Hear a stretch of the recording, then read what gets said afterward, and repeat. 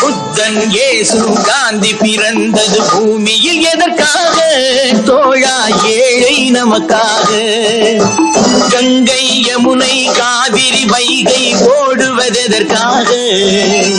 நாளும் உழைத்த தாகம் எடுத்த தோழர்கள் நமக்காக. கேள்விக்குறி போல் முதுகு வளைந்து உழைப்பது எதற்காக? மானம் ஒன்றே பெரிதென எண்ணி பிழைக்கும் நமக்காக. புத்தன் இயேசு காந்தி பிறந்தது பூமியில் எதற்காக? தோழா ஏழை நமக்காக.